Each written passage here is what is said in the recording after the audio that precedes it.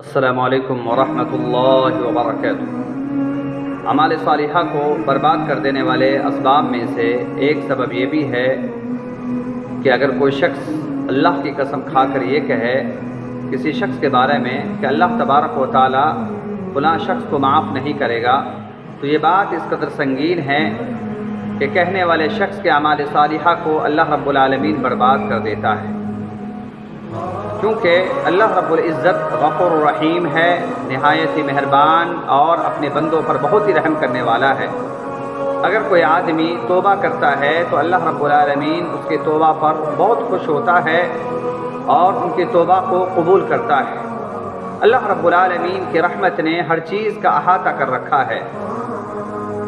اب دیکھیں کہ اللہ رب العالمین کتنا بڑا معاف کرنے والا ہے۔ سورہ زمر کے اندر اللہ رب العالمین کیا فرماتا ہے؟ قل یا عبادی الذین اسرفوا علی انفسهم لا تقنطوا من رحمت اللہ۔ اللہ رب العالمین آپ صلی اللہ علیہ وسلم کو مخاطب کر کے فرمایا کہ اے نبی صلی اللہ علیہ وسلم آپ کہہ دیجئے کہ اے میرے وہ بندو جنہوں نے گناہوں کا ارتکاب کر کے اپنے اوپر زیادتی کی ہے، تم اللہ رب العالمین کی رحمت سے نا امید نہ ہو۔ ان اللہ یغفر الذنوب جمیعا، بے شک اللہ تبارک و تعالی تمام گناہوں کو معاف کر دیتا ہے۔ انہ هو الغفور الرحیم، اور وہی تو ہے، یقیناً وہی تو ہے جو بڑا معاف کرنے والا اور بےحد مہربان ہے۔ جو اللہ اس قدر مہربان اور معاف کرنے والا ہے، اس کے بارے میں کوئی شخص قسم کھا کر یہ کہے کہ وہ فلاں آدمی کو معاف نہیں کرے گا، تو میرے بھائیوں یہ بات اس قدر سنگین ہے، یہ بات اس قدر جرم والی بات ہے کہ کہنے والے شخص کے اعمال صالحہ کو اللہ رب العالمین برباد کر دیتا ہے۔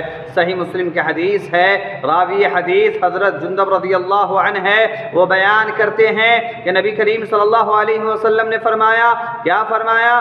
من ذا الذی یتعلی علی الا اغفر لفلان۔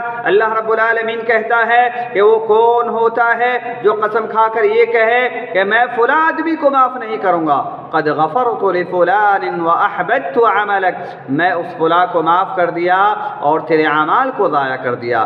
اس لیے میرے بھائیوں ہمیں ایسے الفاظ سے بھی بچنا چاہیے جس کی وجہ سے ہمارے اعمال صالحہ برباد ہو جائے۔ اللہ تبارک و تعالیٰ سے دعا ہے کہ اے اللہ ہمیں اعمال صالحہ کرنے کی توفیق دے اور ہمارے اعمال صالحہ کو قبول فرما، اور اعمال صالحہ کو برباد کر دینے والے جتنے بھی اسباب ہیں اے اللہ ہم تمام اسباب سے تیرے پناہ چاہتے ہیں۔